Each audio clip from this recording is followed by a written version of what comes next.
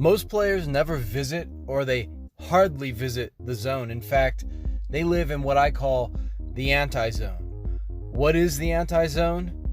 The anti-zone is a racing mind. It's worrying what other people think about how one plays the game. It's being wrapped up in one's stats. It's putting too much weight on makes and misses and mistakes. It is a mind full of doubt. It is a mind without stability and peace.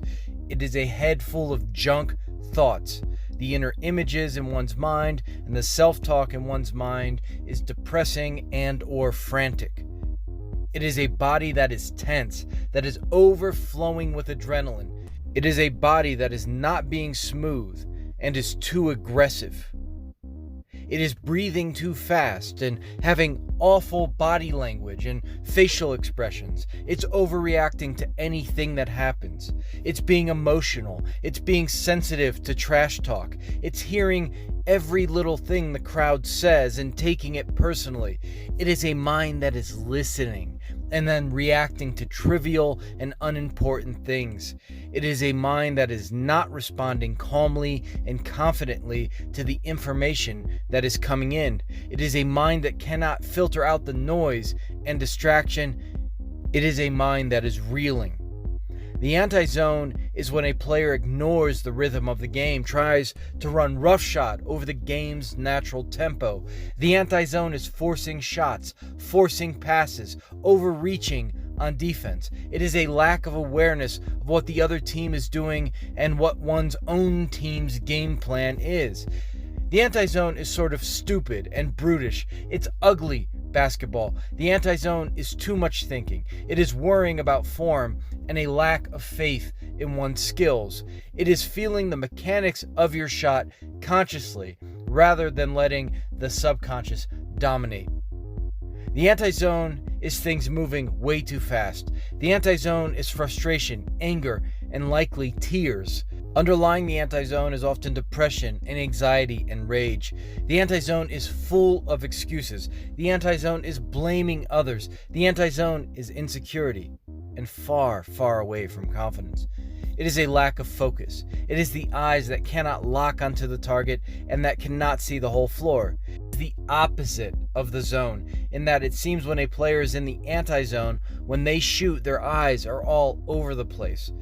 And when a player in the anti-zone needs to see the whole floor, such as on help defense, they get tunnel vision. The anti-zone is dumb. It is low IQ, mostly because the anti-zone is so focused on the external as well as internal negative emotions that one is not paying attention to the game. The anti-zone hates pressure. The anti-zone thinks anything good that happens is luck, and anything bad that happens, well, that just confirms that one isn't that good to begin with. The anti-zone believes one just isn't cut out for this really, that others have more resources, better genetics, and so forth. The anti-zone is being down on oneself in one moment and then overcompensating the next with false confidence. It's a roller coaster of emotions. The anti-zone is fight or flight or freeze. Players in the anti-zone go out too aggressive. It's probably that compensation for wanting to not even be in the game. I talk to so many players who, as they are about to start the game, wish they weren't even on the team because they're so nervous. The anti-zone is not knowing how to handle that nervousness and therefore just going out having and then some other players, when they feel that nervousness, they sort of freeze or flag. They suddenly have lost all their energy. They feel lethargic. It's like a rabbit. When a rabbit can't run away, well, the rabbit just does not move. It plays dead, or it moves very slowly. This is the anti-zone. These players become uninterested, and they say things like, "This is a dumb game anyways, who cares? I don't care about this." In psychology, this is called a reaction formation. One is saying the exact opposite of how one truly feels.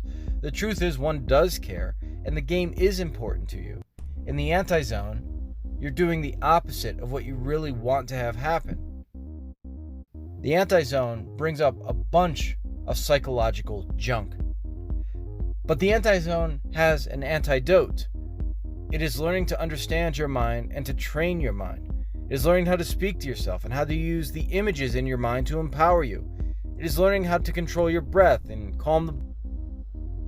It is the ability to release the unimportant from the mind and only focus on the immediate and important.